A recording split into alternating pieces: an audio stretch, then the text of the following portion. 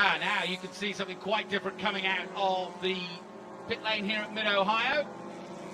We've got some more modern but still historic single-seaters at your disposal, heading towards the keyhole as they go on their warm-up and tyre warming lap.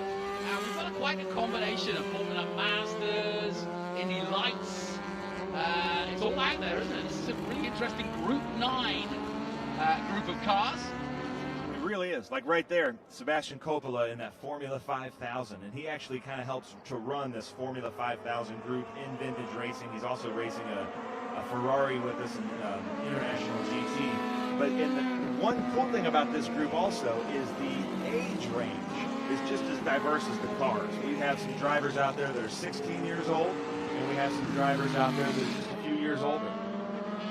Just officially, to give you the full spec, it's Group 9 wings and slits Formula cars complying to SVRA post-1973 Formula car regulations, and that's Formula 1, Indy Lights, Formula 5000, as you mentioned, Formula 2, Formula Atlantic, Formula B at 1600s, and Formula Super V, again 1600s, but air and water cooled, Formula Continental, and Formula 3 cars. So it's a real look at the history of Formula racing. And it's interesting that Formula 1, Formula 2, and Formula 3 now still exist in their modern iterations. Of course, Formula 2 went away for a while, but back in the 50s and 60s, Formula 2, in fact, the Formula 1 drivers used to drive both of a weekend, Formula 2 and Formula 1 cars, and sometimes different weekends. So you'd see someone like John Surtees, race several different cars, or a Sterling Moss or whatever, over a period of a year. Lining up then for the Group 9 race, feature race. Real array of really interesting Formula cars as the pace car comes off. We're racing here at Mid-Ohio. 2x2. And they just blip the throttle as they dive under the bridge. That's a lovely looking car, that number 12. That's Sebastian Coppola in the Lola T192. Look at that. James Johnson takes the keyhole over Rob Radman. This is some really good racing right here. He's going to try to duck in behind him. Rob, I think, is the racer that's out there that's 16 years old. James Johnson is really going to try to take the lead here. And Rob Radman's out here just trying to get some laps, trying to get some experience, but he's looking for a career in racing. You know, it's interesting. Only in the last sort of decade have I seen youngsters actually choosing historic racing as a way to learn racing. It's cheaper, and I think it's more interesting. You've got more people to help you. There isn't that angst of being up against a bunch of 15 and 16-year-olds. People want to help you, and I think your development as a racing driver comes through. And I've seen a few drivers actually take to historic racing, and then some of them even stay for their whole career. We had James French and his father with us last weekend at Road America racing vintage Formula 1 cars that are actually faster than current Formula 1 cars at Road America, and he got a ride in a professional series out in Europe from vintage racing. Yeah. And there's some pretty handy guys now in vintage racing all around the world. And the beauty of it, like you said, is these guys that are now racing with Rob, they're willing to help him. They're not competitors. They are maybe on the track, but off the track, all they want to do is help him. But there's my favorite right there, Tom Fralick in that March Super V. And Tom has had some problems. He's back there in the black number 10. He broke a stub axle this weekend, and then his mechanic, Dan and Tom, worked last night to put a new head in. A screw came off their butterfly and went into the engine. They had to take the head off. So he's had a go of it, but I love that car, and I have to give a shout-out to Maryland. If we get a close-up of that car, the paint scheme and the font of the numbers, I just love the look of it. And Maryland designed the car. You know, it's interesting looking at that second-place Pro Mazda car, the red Rob Radman car. You wouldn't look at it and say, oh, that's an historic car. It looks very modern, and it is pretty modern. But now that Mazda are no longer part of the road to Indy officially, it's now probably going to go up in worth and be more of an interesting car, given that it's not now in a modern iteration. Yep. And we just got a great shot there of Tom Fralick coming over the hills. Beautiful car. Great driver. Actually, I'll tell you a funny story. I met Tom he came up to me because I do all the video and social media stuff for SVRA. He came up to me after a race and said, "Hey, you do the video?" And I said, "Yeah." He goes, "You need to put more Group 9 and Formula cars in your video." I will. That's awesome. I love the feedback. So please leave feedback on our Facebook, YouTube. What do you want to see? Where are you watching from? And who are you rooting for? Or give us some stories to tell. Exactly. That's Rob Barlow in the other Mazda Pro Formula. Meanwhile, the 72 of James Johnson Jr., JJJ. This is the battle for third place. And each race about 20 minutes. We've got about 15 minutes left in this race, so a good amount of laps to still come from this Group 9 race. Man, that looks fast, doesn't it? Yeah, it sounds great, doesn't it? Yeah. I love, when I tell my friends about vintage racing and tell them these are just guys out there having fun, total amateurs.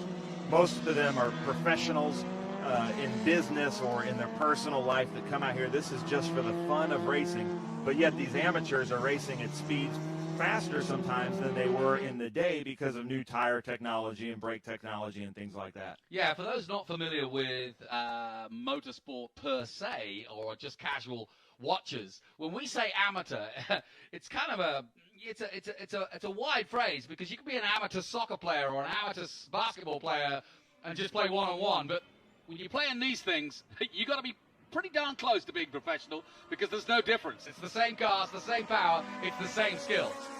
Yeah, and we're racing wheel to wheel. I think a lot of people think that vintage racing might be old cars doing parade laps, but it is not. These guys are racing just as they would in any other series, except we do not let them, we do not encourage bumping or trading paint, because this is, there's no money involved in this. They're not winning any prize money. So some of these guys are spending a lot of money to win a $12 medal, and it's not about the winning. They're just out there to have a great time. These guys are all really close friends in all these groups. They help each other out. They hate to lose to one another, but then after that, whoever wins, I'm in a group that whoever wins has to buy everybody else Cracker Barrel. Yeah, there you go. There's your prize. Yeah. A night out at Cracker Barrel. This is shooting into a really good race between these two. Look at the size of difference in there. Oh, great move. Oh, that was superb. Almost made it out of the Honda Bridge and into the S's, down through Thunder Hill. He's going to make a move now. It is Rob Radman. He's getting radical. He sure is. I've been really impressed watching Rob. He was with us last weekend at Road America, and here he comes to Mid-Ohio. He's got a great team and a crew. His family's out here supporting him. Looks like he's going to take a wide line into the carousel to hopefully build up some speed into turn one. Here they come past our commentary position and away past another lap. Down the main straight at Mid-Ohio, it's Johnston and Radman, wheel to wheel. Third place isn't even in the picture, 9 seconds behind. And will he pop out now? We zoom in, but still nothing. There we come. Here's the battle for third place. The other Johnstons. So we got 3 Johnstons right now, and Rob Radman's the only thing keeping them from a podium, a full Johnston podium. Yes, that would be pretty instant. Johnston and Johnston. And there we go. There's my favorite right there, Tom Freilich in the Super V from Key West, Florida to Mid-Ohio. That's quite a trek. Thank you, Tom and Marilyn, for making the trek and helping out our show here at Mid-Ohio Sports Car Course. 5th in the 9F3 class overall, and currently 6th overall of the race. Wow, coming through, shot in 6th place. I like the look of that too, the number 45 of Alan Matratz in the Super V. I do like that car, I must admit.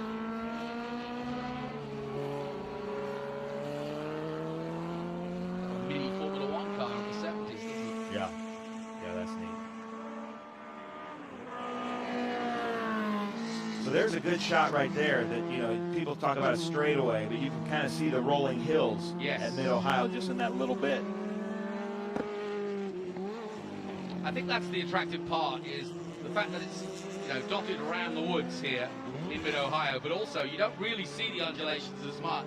But that's what makes it such a good viewing track, is that you can see all the hills are built up round, so everybody's got a good vantage point. I went around the track yesterday, just around the inside of the track, to get some view, but it's all banked all the way along here, and you can see really good views everywhere you go. through Thunder Valley and then into the carousel. Beautiful shot of the carousel there, high and above. And then just to the right of that is the main paddock, and you can see how far it stretches out into the fields. Look at this fight for first. I know, it's a really good fight for first with James Johnston out front. I don't think Rob Radman's gotten by him technically yet. He's gotten beside him. I think Rob is just kind of biding his time, waiting for something to happen. Looks like he tried to duck inside here. But this is just good racing. Rob has really good car control right now. He's putting the car wherever he wants. I think just trying to fill up. He's going to go for it again. Nice. And he's done it this time, has he? Wow, what a great pass by Rob Radman. Well, he tried it earlier and he didn't quite pull it off, but I think he's done it this time. And that was a fantastic move up the hill through the S's and out of the Honda Bridge to take the lead. Fantastic stuff by Radman. Yeah, as we watch Brett Johnson and James Johnston Jr. Now Rob Radman, there he is in the front. And now James Johnston is now looking for his opportunity to make this new driver of Rob Radman make a mistake. I think Johnston's quicker in a straight line, but as you saw through the twisty S's, that Radman's able to just dive there and get on the torque earlier. Yeah. And maybe that's just a more lighter, nimble car.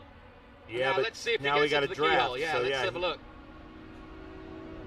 Johnston not close enough this time into the keyhole. He looks down the inside. Oh, he does! Oh, that was superb. So, classic racing here. And we've got David and Goliath, so somewhat. Look at that. Look at how equally matched they are back on the power. And I think Rob Radman just was looking in his mirrors, missed his braking point just a little bit, opened up the door for him, and then tried to get alongside. Now, if he can stay side by side in that line, he'll do a switchback. He'll do a switchback now. Watch this. Yep. He'll go around the outside. Look at that. Oh, a my little goodness. Perfect spurt. Little spurt there. I knew he was going to do that. You could see he was lining himself up. He went to the outside, didn't try to go around the outside, and then did a switchback, got along the power early. Nicely done to take the lead again. Now, can Johnston come back at him? He needs this Thunder Valley straight to get back on level turns into the carousel, get good drive out of the carousel, and back into turn one again. But look, already Radman pulling away down Thunder Hill. Thunder Valley. He's getting a pretty big lead right now. But I think James Johnston is trying to just kind of build himself back up, collect himself a little bit, because that was quite a hairy lap just then.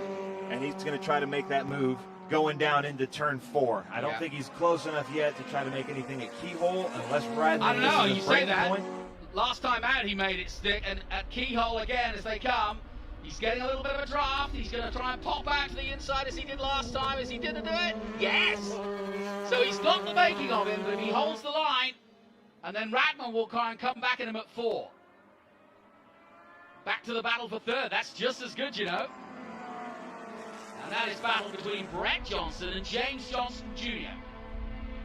Johnstons are making up a third of this race group right now, so we really appreciate the Johnstons for coming out in the red and white livery cars to really give a great show. Turn 4 now. Last time he got round the outside. He's not going to get it this time. He looks to the inside this time, but he's not going to get all the way around the outside. He has to switch back. Over under.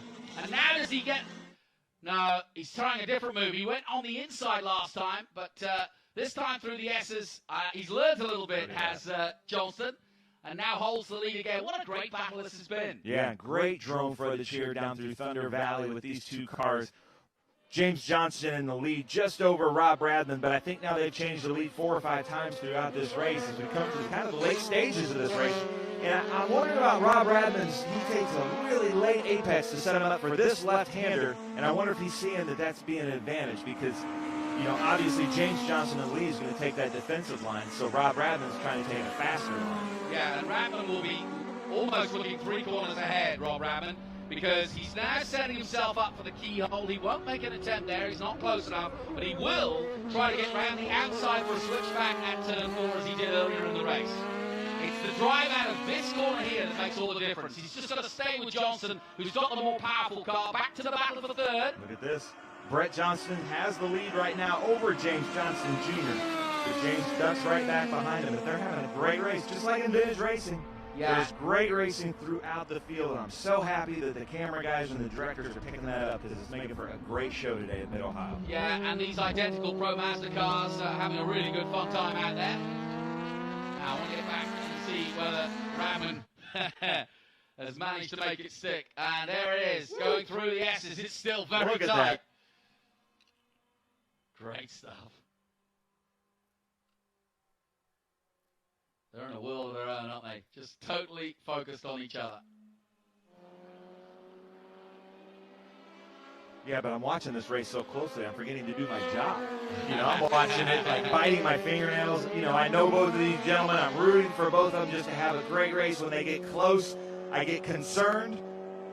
We don't want to see any kind of incidents or wheel-to-wheel contact in here, not just for vintage racing, but also just for their health and well-being, and so that they can be racing with us more, because they're putting on such a great show here for the crowd in Mid-Ohio. About 3 laps to go here, and a timing of just over 4 minutes around the outside of the middle. He's going to take a late apex maybe, try to do an over-under. No, he's setting himself up to get as close to the back of Johnston as they go into 4 as he can. And this is where he loses out. He's not going to draft him. Now, that battle for the 3rd place has kind of dissipated somewhat, as Brett Johnston pulling away now from the 72 of James Johnston Jr. And he's got himself, what, 3 car lengths now as they head towards the keyhole. Lifts the throttle down through the gearbox. 2nd now up to 3rd on the exit. And then flat out down the back straight. Through the gearbox and into that very fast left-hander, Robert below. 5th overall in the number 38 Pro Formula Master car. That's a good-looking car. Yep. I like these Formula Mazda cars. That's a rough area. Coming out of the keyhole there, you can notice all the different divots out there. You can see where the grading of the track has taken place.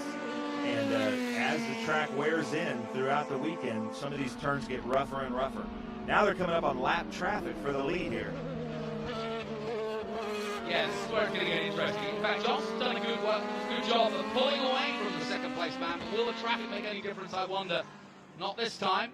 I keep watching this, Jonathan, and looking, is this a DRS zone? Can he open up a spoiler here? That doesn't exist in vintage racing yet. No, not yet. It's going to be a few years before we get DRS, and I don't think they'll instigate it there. I think it's too much trouble. Ooh, and this lap traffic is right where Rob Rabin doesn't want it to be, but he graciously gives that back. Thank you very much. Nice job, Michael Hummel. Just noticing the crowd there at the back. We're getting a really good crowd here this afternoon coming up. It's going to be a big afternoon, I think, of racing. It's just getting past 11:30 in the morning. I think it's afternoon already. We've been here for a few hours already.